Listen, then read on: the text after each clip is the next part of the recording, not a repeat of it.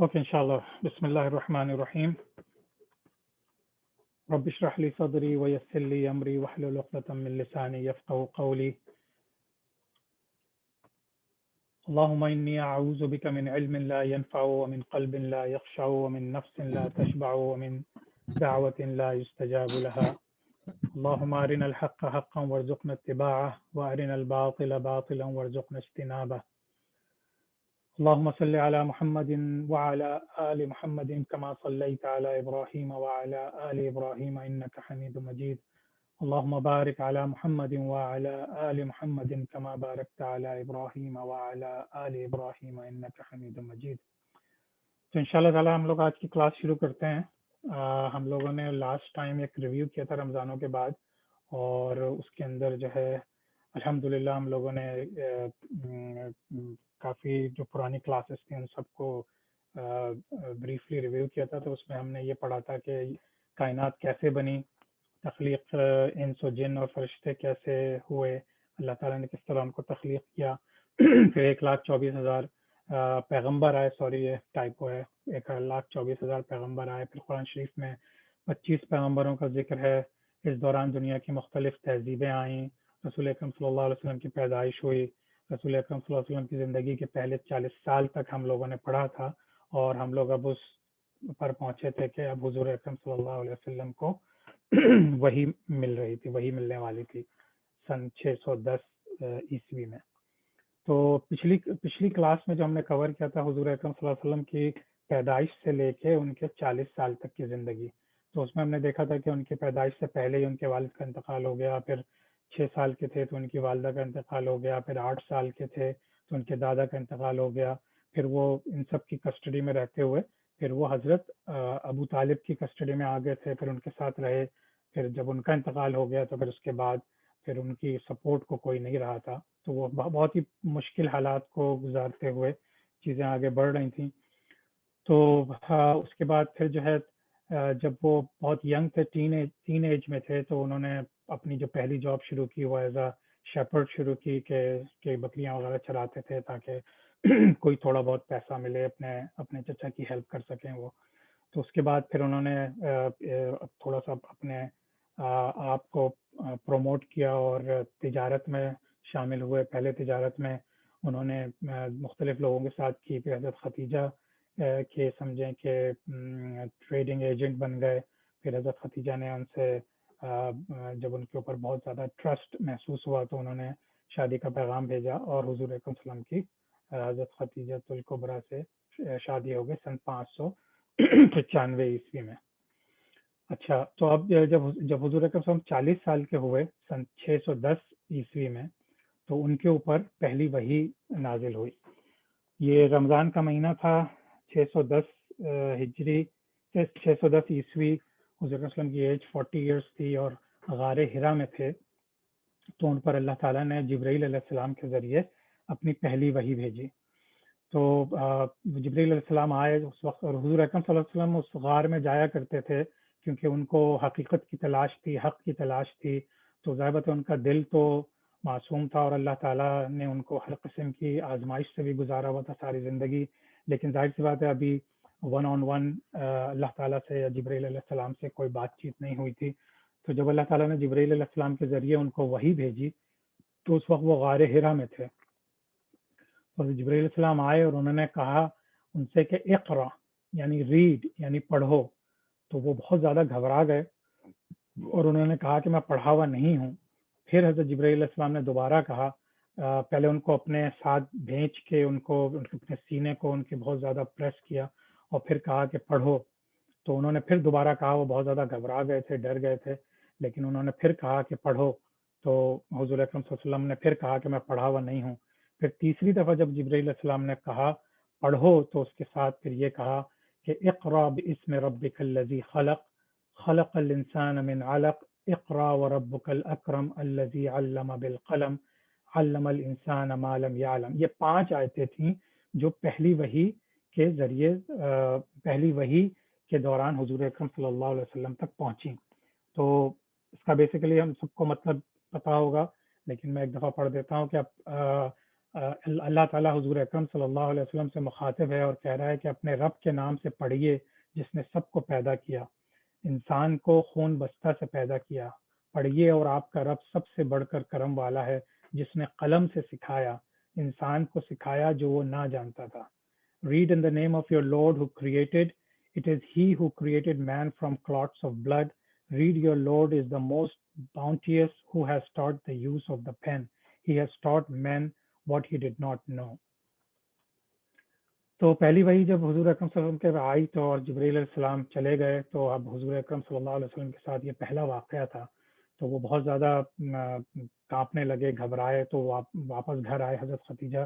کے پاس، اپنی بیوی کے پاس، اور انہوں نے کہا کہ مجھے کچھ اڑا دو، مجھے کچھ اڑا دو، کیونکہ ظاہر بات ہے جب آدمی کو سردی لگ رہی ہوتی ہے یا شیورنگ ہو رہی ہوتی ہے یا ایون کسی خوف کی وجہ سے کوئی طبیعت میں ٹریمبلنگ ہو تو وہ اس کو یہی لگتا ہے کہ میں کوئی کمبل وغیرہ اوڑھ لوں، تو انہوں نے کہا کہ مجھے اڑا دو، تو حضرت خدیجہ نے جب انہیں کمبل اڑا دیا تو انہوں نے کہا کہ کیا ہو رہا ہے میرے ساتھ، میں اپنی زندگی کے لیے بہت پریشان ہوں کہ مجھے کچھ ہو نہ جائے۔ تو حضرت خدیجہ نے جب یہ سنا تو انہوں نے کہا کہ آپ بالکل پریشان مت ہوں، آپ کو کوئی پریشانی کی ضرورت نہیں ہے، آپ ریلیکس رہیں، اللہ تعالیٰ نے آپ کو جو ہے کبھی بھی کسی ہیومیلیشن سے سفر نہیں کروائے گا، کیونکہ آپ اپنے رشتہ داروں کے ساتھ بہت کائنڈ ہیں اور آپ سچ بات کرتے ہیں، حق بات کرتے ہیں، تو آپ ان شاء اللہ تعالیٰ کوئی ایسی بات نہیں ہوگی۔ تو حضور اکرم صلی اللہ علیہ وسلم کو تھوڑی سی تو ڈھارس ہوئی اس سے، لیکن یہ کہ وہ اسٹل اس چیز سے پریشان رہے کیونکہ وہ پہلا واقعہ تھا ان کے ساتھ۔ اچھا، اب یہ جو وحی نازل ہوئی یہ بھی سب کو پتا ہوگا، لیکن ایک ریویو کے طور پہ کہ غار حرا جو ہے، یہ غار حرا کی ایک تصویر ہے جو تھوڑی سی دور سے لی گئی ہے، یہ غار حرا کی پیک ہے، اور سمجھیں اس کے تقریباً ٹاپ پہ جا کے کہیں اس جگہ پہ جو ہے تقریباً اس جگہ پہ کہیں غار حرا ہے جہاں پہ حضور اکرم صلی اللہ علیہ وسلم، چھوٹا سا غار تھا، وہاں پہ جایا کرتے تھے۔ یہ بھی غار حرا کی تھوڑی سی دور سے تصویر ہے، اب یہ نئی تصویر ہے تو ادھر تھوڑی سی آبادی وغیرہ اس کے قریب ہے، لیکن یہ اتنی قریب بھی نہیں ہے، یہ تھوڑی سی دور ہے، لیکن یہ پہاڑ کی چوٹی بہت دور سے نظر آ رہی ہے۔ یہ اندر کا حصہ ہے غار حرا کے اندر کا، آپ یہ دیکھیں گے کتنی چھوٹا سا پیسج ہے جس کے اندر حضور اکرم صلی اللہ علیہ وسلم اندھیرا بھی ہوتا تھا اور رات کو جا کے وہ قیام کرتے تھے، تو ایک بہت ہی مطلب ایسی بات ہے کہ وہ یقیناً وہ اس طرح کے حق کی تلاش میں تھے کہ انہیں کوئی کانٹمپلیشن کے لیے اور میڈیٹیشن کے لیے کوئی ایسی جگہ چاہیے تھی کہ جہاں جا کے وہ صرف اور صرف اللہ سے تعلق قائم کر سکیں۔ یہ غار حرا کے اندر سے باہر کا نقشہ ہے، یہ ابھی دیکھو یہ کلاک ٹاور ہے یہاں پہ، تو اگر غار حرا سے یہ تصویر لی گئی ہے غار حرا کے اندر سے، تو آپ سوچیں کہ شہر کتنا دور تھا، کعبہ شریف یہاں پر ہے اور یہ کلاک ٹاور اتنا ہیوج ہے کہ یہ دور سے کتنا چھوٹا لگ رہا ہے، تو اس کا مطلب تقریباً کہتے ہیں 3 سے 4 میل دور ہے یہ، لیکن ابھی میں آپ لوگوں کو گوگل میپ کے ذریعے بھی دکھاؤں گا کہ یہ ایکچولی کتنا دور ہے۔ یہ بھی غار حرا کے اندر کا اندرونی حصہ ہے جہاں لوگ نماز وغیرہ پڑھتے ہیں اور جا کے عبادت کرتے ہیں۔ اچھا، یہ میں نے گوگل پہ نکالا، یہ دیکھیں یہ مسجد حرام ہے، یعنی حرم شریف ہے، جو روڈ کا راستہ ہے وہ یہ جا کے یہاں پہ جبل نور یعنی غار حرا ہے، ٹھیک ہے۔ اب اس زمانے میں یقیناً یہاں سے پہاڑوں کے اوپر ہوتے ہوئے اور سائڈ میں ہوتے ہوئے حضور اکرم صلی اللہ علیہ وسلم جاتے ہوں گے تو اسٹریٹ یہ پیتھ تو ہوگا بھی نہیں، یقیناً وہ بھی پہاڑوں کے ارد گرد ہوتے ہوئے جاتے ہوں گے، تو یہ جو بتا رہا ہے تقریباً 9.9 کلومیٹر، تقریباً 10 کلومیٹر، تو وہی تقریباً 5-6 مائل تو ایٹ لیسٹ ہوگا۔ تو حضور اکرم صلی اللہ علیہ وسلم وہاں جاتے تھے رات کی تاریکی میں، کبھی دن میں، اور وہاں جا کے عبادت کرتے تھے، اللہ تعالیٰ سے تعلق قائم کرنے کی کوشش کرتے تھے اور پھر واپس آتے تھے۔ تو یہاں پہ حضور اکرم صلی اللہ علیہ وسلم کو وہی پہلی وحی نازل ہوئی ان کے اوپر۔ اچھا، اب وہی حضور اکرم صلی اللہ علیہ وسلم کو 610 عیسوی میں نازل ہوئی، اور تقریباً جو مکہ مکرمہ کا دور ہے وہ تقریباً آپ سمجھ لیے 12-13 سال کا ہے، جب انہوں نے مکہ مکرمہ میں اللہ کا پیغام پہنچانے کی کوشش کی۔ اچھا، شروع میں جو ہے جن لوگوں نے جو ہے اللہ کا پیغام قبول کیا، ایکسیپٹ کیا، جب حضور اکرم صلی اللہ علیہ وسلم نے آ کے حضرت خدیجہ کو بتایا تو انہوں نے تو فوراً ہی بغیر چونگو چرا کے اس کو ایکسیپٹ کر لیا، اور اس کے بعد پھر جب حضرت علی چونکہ اس وقت انہیں کے گھر میں حضور اکرم صلی اللہ علیہ وسلم کے گھر میں رہتے تھے، تو انہوں نے بھی اسلام قبول کر لیا۔ پھر حضور اکرم صلی اللہ علیہ وسلم کے گھر میں ہی ان کے جو غلام تھے زید بن حارثہ رضی اللہ تعالیٰ عنہ، انہوں نے قبول کیا۔ پھر حضرت ابو بکر صدیق رضی اللہ تعالیٰ عنہ کے بارے میں ہے کہ جب حضور اکرم صلی اللہ علیہ وسلم ان کے پاس گئے اور ان کو دیا تو انہوں نے بھی، اسی وجہ سے ان کا لقب صدیق ہے کہ انہوں نے بغیر کسی سوال کے انہوں نے فوراً سے ایکسیپٹ کر لیا، اور پھر حضور حضرت ابوبکر صدیق رضی اللہ تعالیٰ عنہ کے ذریعے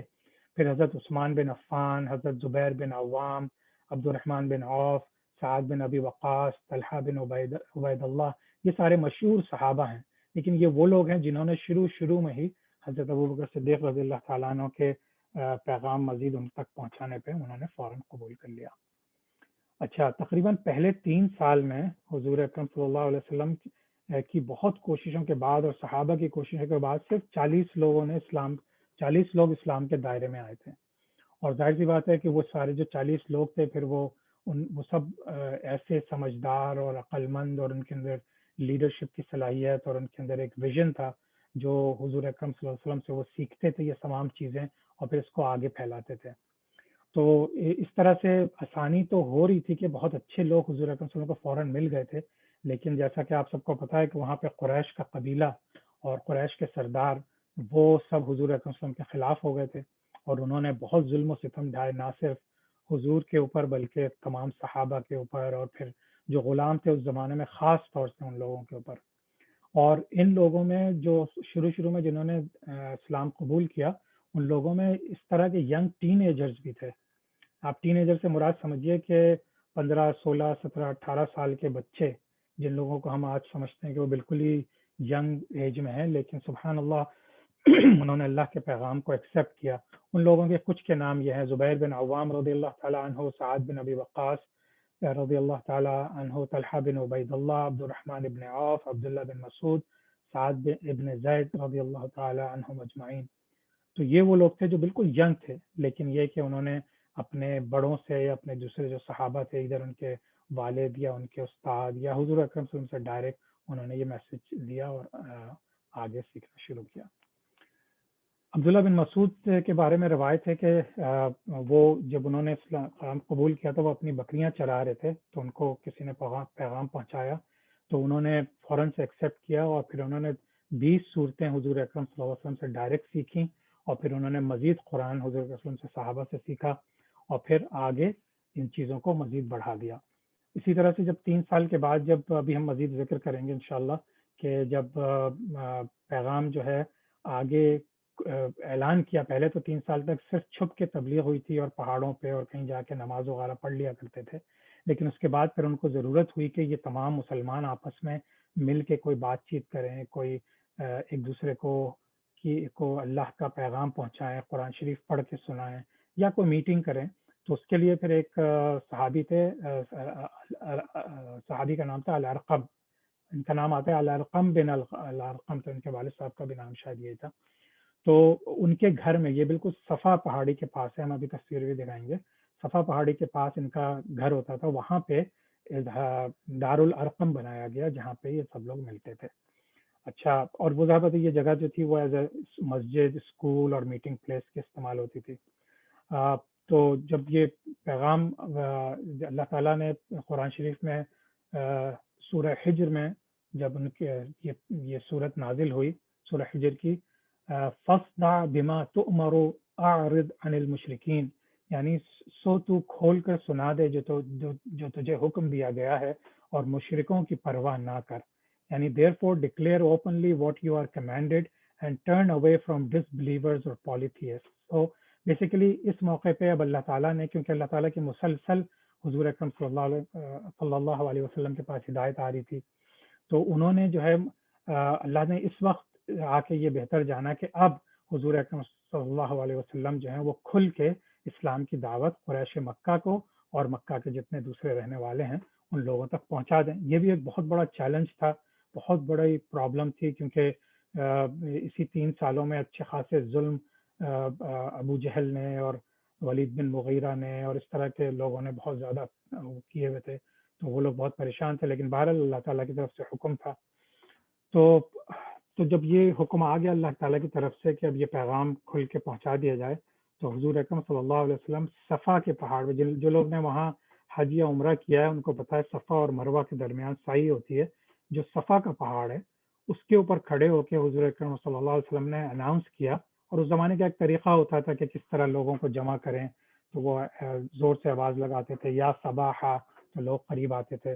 اسی طرح کے وہاں کا یہ سمجھے کمیونیکیشن کا ایک میتھڈ تھا جس کے تھرو لوگ مکہ والوں کو بتاتے تھے کہ کوئی نئی خبر آئی ہے یا پریشانی آئی ہے یا جو بھی ہے. تو حضور اکرم صلی اللہ علیہ وسلم نے وہیں پہ گئے اور انہوں نے جب لوگ جمع ہو گئے تو انہوں نے کہا کہ اگر میں تم لوگوں کو یہ بتاؤں کہ اس پہاڑ کے پیچھے ایک جو ہے فوج کے کچھ گھوڑے پہ سوار ایک فوج ہے جو کہ تم لوگوں پہ حملہ کرنے والی ہے, تو کیا تم لوگ بلیو کر لو گے؟ تو سب نے کہا کہ ہم تو آپ کو جانتے ہیں ایز اے صادق اور امین, اور آپ کبھی بھی جھوٹ نہیں بولتے, اور اگر آپ یہ کہہ رہے ہیں تو ہم یقیناً اس کے اوپر یقین کریں گے. تو انہوں نے کہا اگر ایسی بات ہے, اگر تم لوگ مجھ پہ یقین کرتے ہو تو یہ میں تمہیں بتانا چاہتا ہوں کہ اللہ تعالیٰ نے مجھے تمہاری طرف بھیجا ہے تاکہ تم لوگوں کو تمہاری جو آنے والی پریشانیاں ہیں اور ان سے نجات دلا سکوں, اور تم لوگ ایک اللہ کو ماننا شروع کر دو. اگر تم ایک اللہ کو مانو گے تو اللہ تعالیٰ تمہارے لیے نہ صرف یہ دنیا بلکہ آخرت کی دنیا بھی آسان کر دے گا, جو کہ ہم سب کے مرنے کے بعد واقع ہوگی. تو اس کے اوپر بہت سے لوگ تھے, لیکن ظاہر بات ہے جو کفار کے جو قریش کے سردار تھے ان میں سے ایک ابو لہب تھا, جس کے بارے میں صورت بھی آئی ہے, صورت اللہب. تو اس نے کہا کہ حضور اکرم صلی اللہ علیہ وسلم سے کہا کہ تم برباد ہو جاؤ, confound you, is that what you called us here for, اس لیے تم نے ہمیں بلایا تھا یہاں پہ کہ ہمارا وقت ضائع کرو اور ہمیں اتنی بیکار سی بات بتاؤ. تو لوگ تو سارے خاموشی سے سن رہے تھے, لیکن جب اس کی یہ بات سنی تو وہ لوگ بھی پھر اس طرح کی باتیں کرنا شروع ہو گئے, اور پھر وہ سب ابو لہب کے کہنے پہ اور آپس میں انہوں نے ایسے حضور اکرم صلی اللہ علیہ وسلم کا مذاق اڑاتے ہوئے سب الگ الگ ہو گئے اور چلے گئے وہاں سے, لیکن کسی نے ان کا میسج اپروو نہیں کیا. اب ظاہر سی بات ہے یہ مکہ مکرمہ والوں کے لیے ایک ہیوج چینج تھا. ان کی پوری وہ لوگ بت کی پوجا کرتے تھے, ان لوگوں کے کچھ رسم و رواج تھے, انہوں نے کعبہ شریف میں بت رکھے ہوئے تھے, تو مطلب ان کا بلیف سسٹم بالکل ڈفرینٹ تھا, اور ان کے لیے یہ ایک بہت بڑا چینج تھا. تو ایون جن لوگوں نے سوچنا شروع کیا وہ فوراً سے اس چیز کو ایکسیپٹ نہیں کر سکے, تو انہوں نے لوگوں سے ڈسکس کرنا شروع کیا, اور پھر اللہ تعالیٰ نے جب حضور اکرم صلی اللہ علیہ وسلم سے کہا کہ یہ چیز اب پبلک میں لے جاؤ, تو یہ حضور اکرم صلی اللہ علیہ وسلم کے لیے اور صحابہ کے لیے بہت بڑا چیلنج بن گیا. اب کیا ہوا کہ اب چونکہ پبلک میں میسج آ گیا تھا, تو اب لوگوں قریش مکہ نے مسلمانوں پہ بہت زیادہ ظلم کرنا شروع کر دیا. تو اب حضور اکرم صلی اللہ علیہ وسلم نے سوچا کہ اب کیسے ان لوگوں سے کمیونیکیٹ کیا جائے, تو انہوں نے سب سے پہلے اپنے خاندان کے بنو ہاشم کے سرداروں کو, جو ان کے زیادہ تر ان کے چچا تھے اور جو کلوز ریلیٹیوز تھے, ان کو ایک ڈنر پہ بلایا, شام کو کھانے پہ بلایا. اور لیکن حضور اکرم صلی اللہ علیہ وسلم کے بولنے سے پہلے ابو لہب نے پھر بات میں کرنی شروع کر دی اور بہت زیادہ برا بھلا کہا, اور حضور اکرم صلی اللہ علیہ وسلم کو بولنے ہی نہیں دیا, اور وہ بہت زیادہ غصے میں آ گیا تھا, بہت ہاسٹائل ہو گیا. تو حضور اکرم صلی اللہ علیہ وسلم نے اسی میں حکمت جانی کہ اس وقت مزید پھر کچھ نہیں کہا. پھر کچھ دنوں کے بعد حضور اکرم صلی اللہ علیہ وسلم نے پھر دوبارہ ڈنر پہ بلایا, اور اس دفعہ انہوں نے ابو لہب کو ٹائم دینے سے پہلے انہوں نے اللہ کا میسج تمام لوگوں کے سامنے بتا دیا کہ بھائی میں اللہ کا نبی ہوں, آخری نبی ہوں, اور میں انہی کے جو اللہ کے دوسرے پیغمبر آئے ہیں انہی کا سلسلہ ہے میرا, لیکن مجھ پہ نبوت ختم ہے, اور میں تم سب کو ایک اللہ کی طرف دعوت دیتا ہوں, تم اسی کی عبادت کرو, اس کے علاوہ کوئی عبادت کے لائق نہیں ہے, اور میں اللہ کا آخری نبی ہوں. ظاہر بات ہے جب ان لوگوں نے یہ سب سنا تو کچھ لوگ کنونس ہونے لگے, کچھ لوگ کہنے لگے کہ ہاں بھائی ہم نے تو اپنی پرانی کتابوں میں اور روایات میں سنا ہے کہ پیغمبر آئے تھے, اور تو یہ وہی سلسلہ لگ رہا ہے. تو ابو لہب کو اتنا غصہ آیا کہ اس نے اس وقت تک جو ہے اسلام آنے سے پہلے ابو لہب کے 2 بیٹے تھے, عتبہ اور عتیبہ, اور ان دونوں کی شادیاں ہوئی تھیں حضور اکرم صلی اللہ علیہ وسلم کی 2 بیٹیوں سے, حضرت رقیہ اور حضرت ام کلثوم رضی اللہ تعالیٰ عنہم اجمعین. تو ان لوگوں سے شادیاں ہوئی تھی. اس نے بھری پبلک میں اپنے دونوں بیٹوں سے کہا کہ حضور صلی اللہ علیہ وسلم کی ان دونوں بیٹیوں کو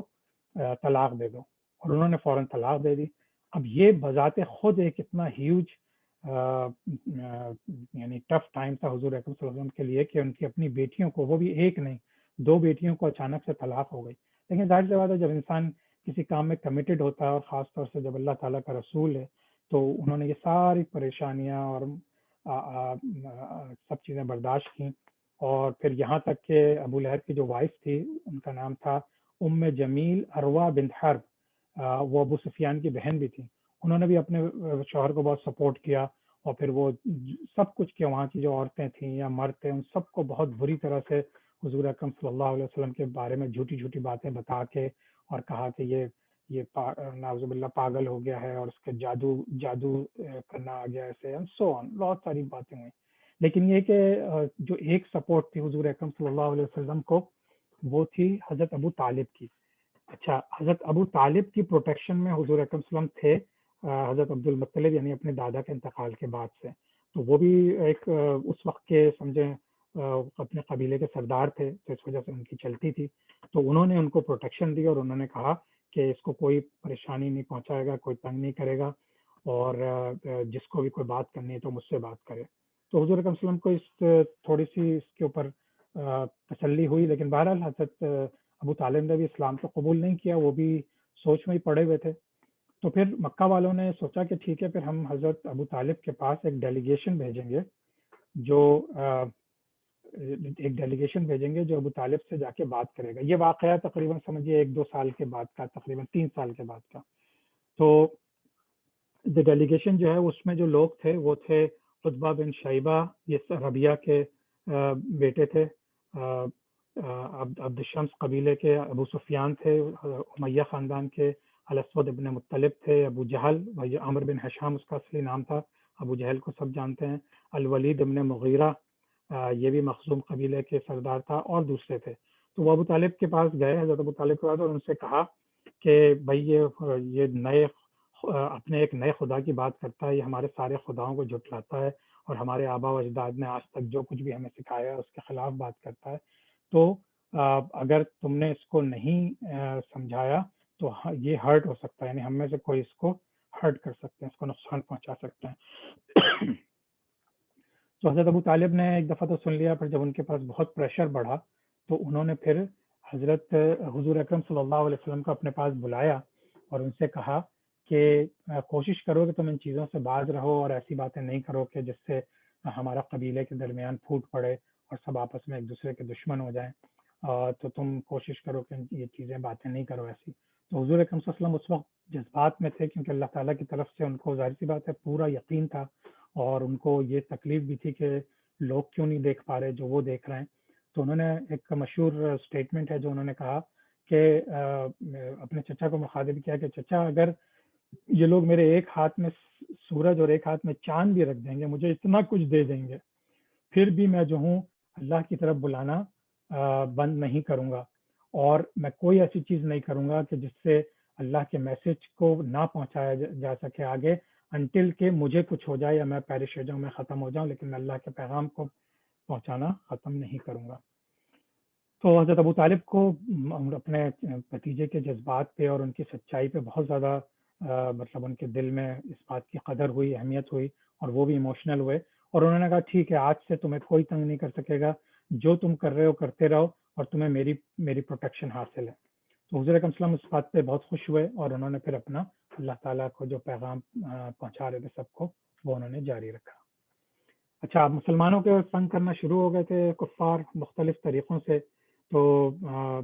جو ہے انہوں نے تانے دیتے تھے، ان کا مذاق اڑاتے تھے، ان کو تکلیفیں دیتے تھے، ان کو ڈراتے تھے، اور مختلف جو دوسرے قبیلے کے لوگ تھے ان سب کو منع کرتے تھے، اور ہر قسم کی جھوٹ سچ کہانیاں سنا کے لوگوں کو اسلام سے دور رکھ رہے تھے. اور چونکہ جو اس زمانے میں غلام ہوتے تھے لوگوں کے، تو وہ بیچارے تو بے یار و مددگار تھے، اسپیشلی کہ جو قریش کے کفار کے جو غلام تھے، تو انہوں نے سب سے پہلے اپنے غلاموں پہ، کیونکہ ان کو اپنا خود اختیار بھی تھا ان پہ، اپنے غلاموں پہ انہوں نے بہت زیادہ ظلم کرنا شروع کر دیا. اور خاص طور سے ان لوگوں کے بھی جو یا تو کسی ڈائریکٹ قبیلے سے نہیں تھے، کیونکہ قبیلے میں جب کوئی ہوتا تھا تو ان کو ایک پروٹیکشن حاصل ہوتی تھی، چاہے وہ اسلام قبول کر رہے ہیں کہ نہیں، لیکن دوسرے قبیلے والے ان کو کچھ کرنے نہیں دیتے تھے. تو ان میں بیچارے بہت سے صحابہ تھے سمجھے جنہوں نے شروع میں اسلام قبول کیا تھا، لیکن وہ سلیف تھے، غلام تھے. ان میں حضرت بلال رضی اللہ تعالیٰ عنہ، جو جن کے والد جو پیدا تو یہاں ہوئے تھے، لیکن ان کے والد حبشہ سے تھے، ابیسینیا سے. تو اور ان کا جو ماسٹر تھا، ان کا جو آقا تھا، وہ امیہ بن خلف تھا، جو کہ بہت ہی اسٹانچ سمجھیں اگینسٹ تھا حضور اکرم صلی اللہ علیہ وسلم کے. اسی طرح سے امیر ابن فہیرہ، یہ بھی ایک غلام تھے. زنیرہ ایک وومن سلیو تھیں، اور ان کے اوپر تو ابو جہل نے اتنا ظلم کیا تھا اور اتنا ان کو فزیکلی ٹارچر کیا تھا کہ ان کی آنکھوں کی بینائی چلی گئی تھی، لیکن اللہ تعالیٰ کے معجزے سے پھر انہوں نے جب اللہ سے دعا کی تو ان کی بینائی واپس آ گئی۔ اسی طرح النہدیہ اور ان کی بیٹی ام ابیاس اور ایک دو ادر تھے جن لوگوں جو غلام تھے شروع کے، جن کے اوپر بہت زیادہ ظلم کیے گئے، اور ان سب غلاموں کو کیونکہ حضور اکرم صلی اللہ علیہ وسلم کے جو سب سے اچھے دوست تھے حضرت ابوبکر صدیق رضی اللہ تعالیٰ عنہ، وہ ان کو اللہ تعالیٰ نے تجارت میں پیسہ دیا تھا، ان کے پاس پیسہ تھا، وہ امیر تھے، تو انہوں نے ایک ایک کر کے ان تمام، جب بھی وہ کسی سلیو کے اوپر ظلم ہوتا دیکھتے تھے تو ان کو آزاد کروا دیتے تھے۔ تو ان لوگوں کا جن کا ذکر ہوا ہے ابھی غلاموں کا، ان سب کو حضرت ابوبکر صدیق رضی اللہ تعالیٰ عنہ نے پیسے دے کے آزاد کیا تھا۔ اسی طرح سے ایک اور فیملی تھی جو جو یاسر جو تھے، وہ وہاں سے یمن سے آئے تھے اور پھر آ کے مکہ مکرمہ میں سیٹل ہو گئے تھے، کیونکہ انہیں یہاں کی آب و ہوا اور یہاں کا بزنس وغیرہ پسند آیا تھا، تو ان کی شادی ہو گئی تھی حضرت سمیہ سے،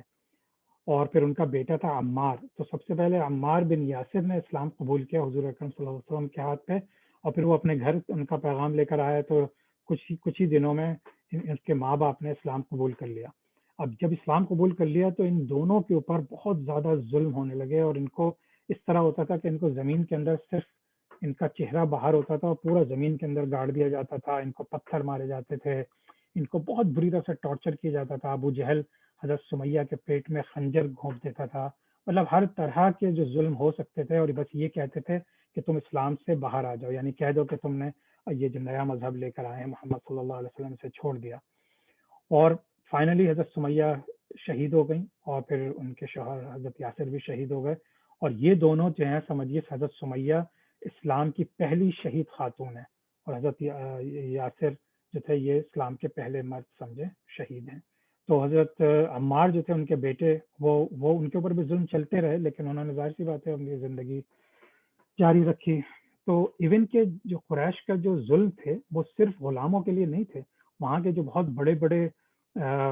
پیسے والے اور اچھے اچھے ٹرائبس کے لوگ تھے اور جنہوں نے اسلام قبول کر لیا تھا، ان کے لیے بھی بڑا چیلنج تھا۔ حضرت مصعب بن عمیر ایک بہت مشہور صحابی ہیں حضور اکرم صلی اللہ علیہ وسلم کے، جو بہت بڑی رچ فیملی سے تعلق رکھتے تھے، تو جب انہوں نے اسلام قبول کر لیا تو ان کی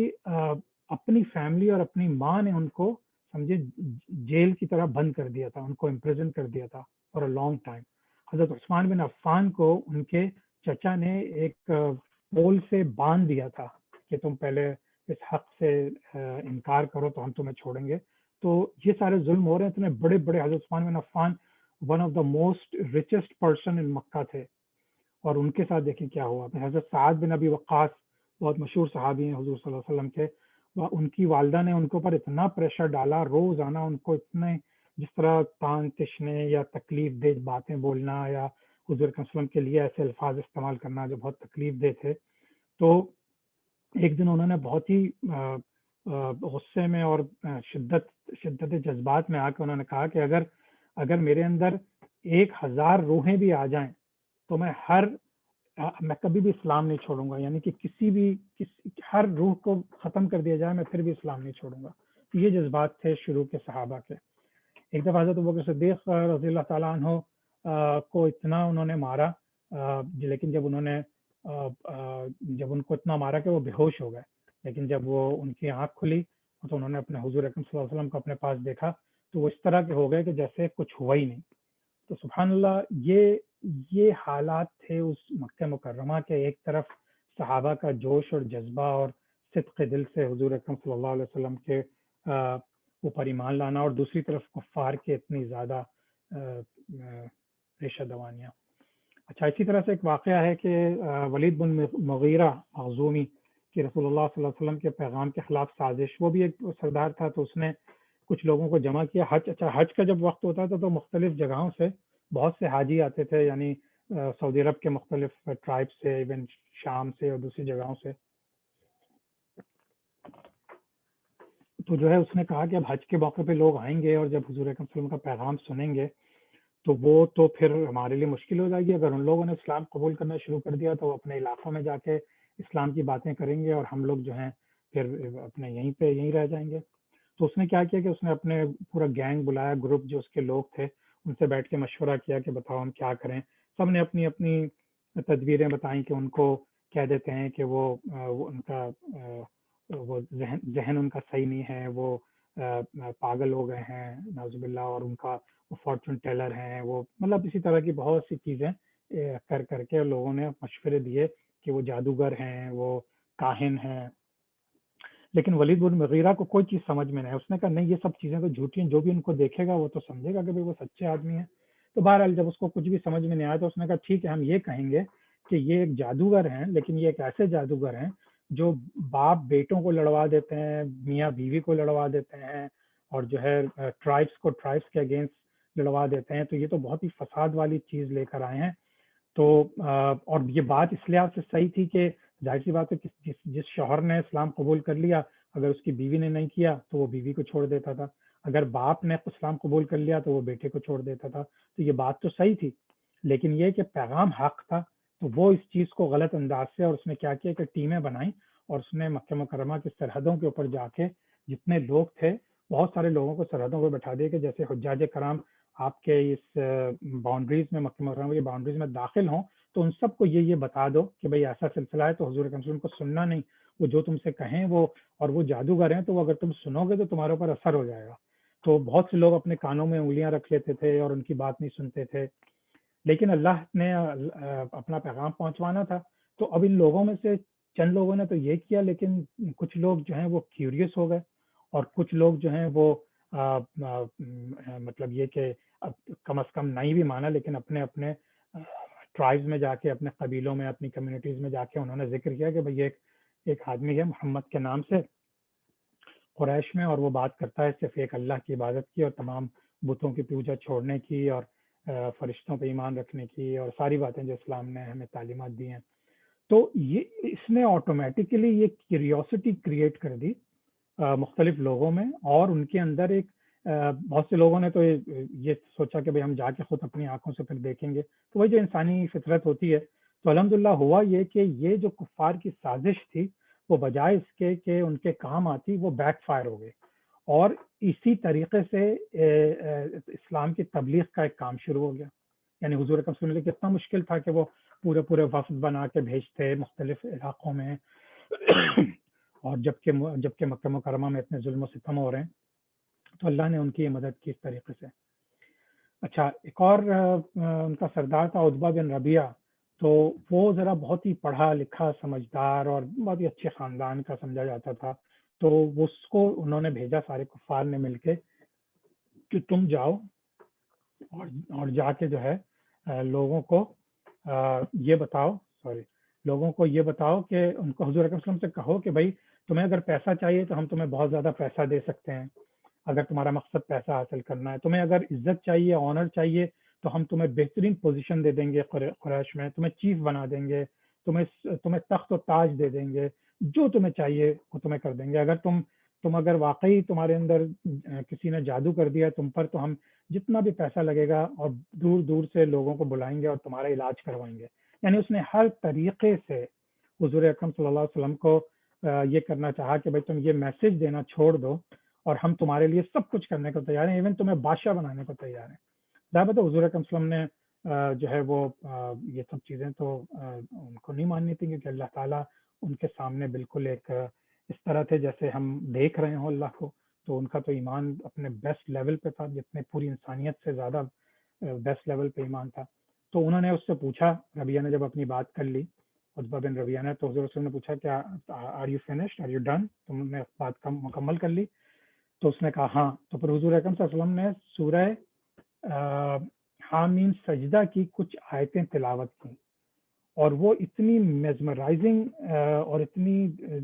یعنی کہ کہنا چاہیے دل موہ لینے والی آواز میں قرأت کی، اور اس کے جو مطلب تھے اور اللہ تعالیٰ کے قرآن کے اور اللہ تعالیٰ کے کلام کی جو عظمت ہے وہ اس کے دل پہ آئی، اور وہ اس کے بعد کچھ بھی نہیں کہہ سکا. وہ اس کے اوپر اتنا اثر ہوا. لیکن چونکہ ان لوگوں کے اندر ایک انا تھی، ایک اپنے آبا و اجداد کے دین کو نہ چھوڑنے کا ایک جذبہ تھا، تو وہ اسلام تو قبول نہیں کیا، لیکن وہ چپ چاپ چلا گیا. جب وہ اپنے لوگوں میں واپس گیا تو اس نے آ کے لوگوں سے کہا کہ آج میں ایک ایسی چیز سن کر آ رہا ہوں جو میں نے اپنی زندگی میں کبھی بھی پہلے نہیں سنی. اور اس کا چہرہ بالکل پیلا پڑ چکا تھا، بالکل ایسا کہ کسی نے اس کے جسم سے جان نکال لیا. تو لوگوں نے بھی کہا کہ ہم نے تمہیں اس حالت میں کبھی بھی نہیں دیکھا، تمہارا یہ حشر کیوں ہو گیا ہے؟ لیکن بہرحال اللہ تعالیٰ کی جب تک ہدایت نہیں آئی ہوتی تب تک جو ہے وہ کسی بھی انسان کو سمجھ میں بات نہیں آتی، تو اس نے بھی اسلام قبول نہیں کیا، اور لوگ بھی دوسرے طریقے سے حضور اکرم صلی اللہ علیہ وسلم کو تکلیفیں پہنچانے کے در پہ ہو گئے۔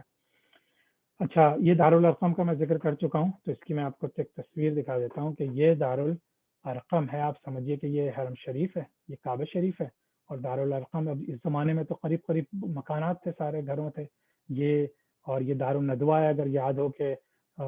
قصی بن کلاب کے زمانے میں یہاں پہ سارے جنگوں کے فیصلے ہوتے تھے اور میٹنگ پلیس ہوتی تھی۔ تو جب حضور اکرم صلی اللہ علیہ وسلم نے اپنا پیغام پہنچانا شروع کیا تو ان کی پہلی میٹنگ پلیس یہ دارالارقم تھا، یہ ہے۔ اور یہ آپ سمجھیے جن لوگوں نے صفا مروہ پہ گئے ہیں، حاجیہ عمرہ کیا ہے، یہ صفا کی پہاڑی یہاں پر ہے، یہاں سے اتر کے ہم صحیح شروع کرتے ہیں، تو یہ جو جگہ ہے نا یہاں پہ بالکل اتنے قریب تھی، سمجھے، یہ دارالارقم تھا جہاں پہ حضور اکرم صلی اللہ علیہ وسلم نے لوگوں سے ملتے تھے، نماز بھی پڑھتے تھے، اور پھر میٹنگ بھی کرتے تھے کہ اب ہمیں اللہ کا پیغام کیسے آگے پہنچانا ہے۔ اچھا، اب جو ہے جب یہ بہت زیادہ مسائل بڑھ گئے اور بہت مشکلات ہو رہی تھی، تو پھر حضور اکرم صلی اللہ علیہ وسلم نے اللہ کی تعالیٰ کی طرف سے ہدایت ہوئی، تو حضور اکرم صلی اللہ علیہ وسلم نے مسلمانوں سے کہا کہ تم میں سے کچھ لوگ حبشہ کی طرف مائگریٹ کر جاؤ۔ اچھا، اب حبشہ کو کیوں سلیکٹ کیا، یہ آپ لوگوں کو اگر یاد ہو، جب ہم پڑھ رہے تھے کہ شروع میں بھی حبشہ سے یمن تک حکومت تھی، وہاں سے لوگ مکہ مکرمہ آتے رہتے تھے، یہ جو غلام تھے بعض، جیسے حضرت بلال رضی اللہ تعالیٰ عنہ کے جو والد تھے وہ بھی حبشہ سے آئے تھے، اور اسی طرح سے تو وہاں سے ان لوگوں کو پتہ چلتا تھا کہ وہاں حکومت تو کرسچنس کی ہے، یہ عیسائیوں کی حکومت ہے، لیکن وہ بڑے اچھے لوگ ہیں وہاں پہ، یعنی کہ وہ وہاں پہ ہمیں امان مل سکتی ہے۔ تو حضور اکرم صلی اللہ علیہ وسلم نے سب سے پہلے حبشہ کی طرف ہجرت سن 613 عیسوی میں ہوئی، اور اس وقت 11 مرد اور 4 عورتیں انہوں نے ہجرت کی۔ ان میں جلدی سے نام بتا دیتا ہوں: عثمان بن عفان اور ان کی وائف حضرت رقیہ، ابو حذیفہ بن عتبہ اور ان کی وائف، زبیر بن عوام، مسعد بن عمیر، عبد الرحمن بن عوف، ابو Salman مخزومی and his wife، Usman bin معزون، Amir bin Rabia and his wife لیلہ، ابو صبرہ بن ابی رحم، ابو حاتب بن عمرو اور عبداللہ بن مسعود رضی اللہ تعالیٰ عنہم اجمعین۔ تو یہ لوگ حبشہ کی طرف ہجرت کر گئے۔ اب حبشہ کا جو بادشاہ تھا وہ سب کو پتہ ہے کہ نجاشی تھا، اور وہ جو ہے کرسچن تھا لیکن بہت اچھا آدمی تھا۔ تو جب شروع میں یہ لوگ گئے تو اس نے اجازت دے دی ان لوگوں کے تو تم لوگ یہاں رہ سکتے ہو ایز لانگ ایز کے اپنا کام کرو، اپنی تجارت کرنی کرو، جو سناؤ، ہم تمہیں کسی چیز پہ منع نہیں کریں گے۔ پھر اسی دوران مکہ مکرمہ میں ایک کوئی واقعہ ہوا تھا جس کی وجہ سے یہ خبر پہنچ گئی حبشہ تک کہ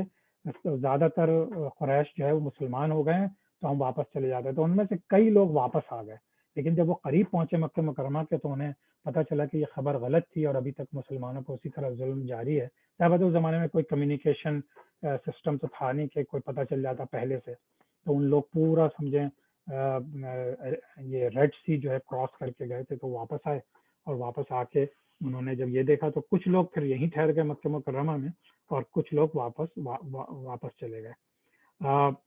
اچھا، اب یہ سب جو واقعات ہو رہے تھے تو اور پھر بیچ میں آہستہ آہستہ کچھ لوگ اور موو ہوتے رہے تھے حضور قسم کے حکم سے، 1-2 فیملیز یا اس طرح کر کے لوگ آہستہ آہستہ وہاں موو ہو رہے تھے۔ تو اب ان لوگوں نے کیا کیا کہ اب یہ آپ لوگوں کو نقشہ دکھا دوں کہ یہ مکہ مکرمہ ہے، یہ ریڈ سی ہے، بحر احمر، یہ سمجھیں یمن کا علاقہ ہے، اور ایتھوپیا، آج کا ایتھوپیا یہ ہے، اور ایریٹیریا یہ ہے۔ تو یہ جو اکسوم کا علاقہ تھا، یا جو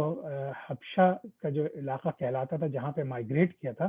وہ بیسیکلی آج کے ایتھوپیا اور ایریٹیریا کے بارڈر پر ہے، یہ جو اورنج ڈاٹ ہے یہ۔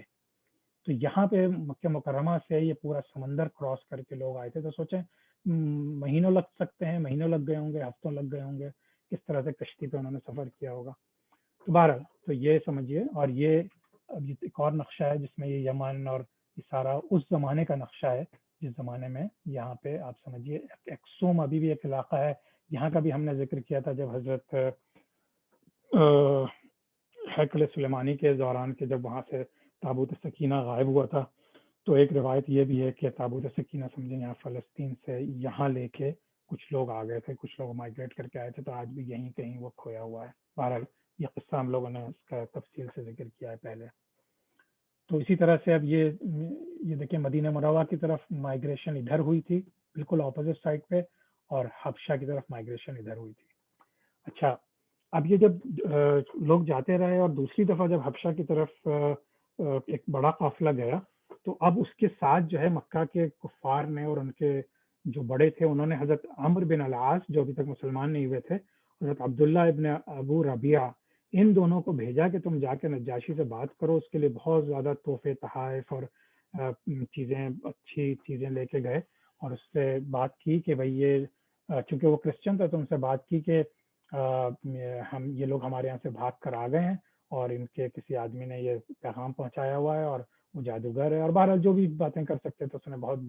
غلط انداز سے ان کو ریپرزینٹ کیا، اور ان سے کہا کہ اب یہ تمہارے ملک میں آ کے اور یہ فتنہ کریٹ کریں گے، تو اس وجہ سے ہم چاہتے ہیں کہ تم ان کو ہمارے حوالے کر دو تاکہ تمہاری کمیونٹی بچ جائے۔ تو ظاہر سی بات ہے انہوں نے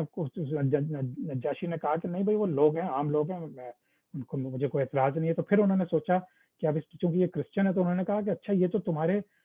وہ تو تمہارے جو عیسیٰ علیہ السلام ہے ان کے متعلق ان سے پوچھو، وہ تو تمہیں وہ تو ان کو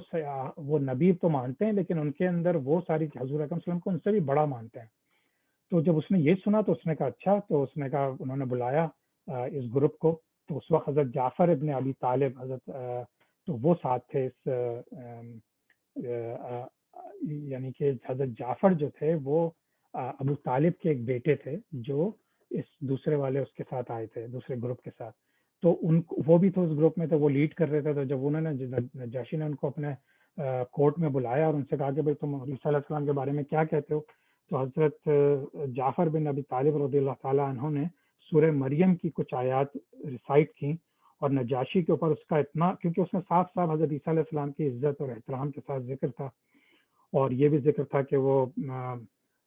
بغیر باپ کے پیدا ہوئے اور حضرت مریم کی اولاد ہیں، اور بہت سیکرڈ نبی ہے ہمارے اسلام کے لیے، ہم انہیں مانتے ہیں، اور انہوں نے ہی آ کے یہ پیشین گوئی کی تھی کہ ایک نبی آنے والا ہے۔ تو نجاشی کے اوپر اتنا زیادہ اثر ہوا کہ اس نے جو ہے ان کو اور یہ واقعہ ہے کہ اس نے زمین سے ایک تنکا اٹھایا اور کہا کہ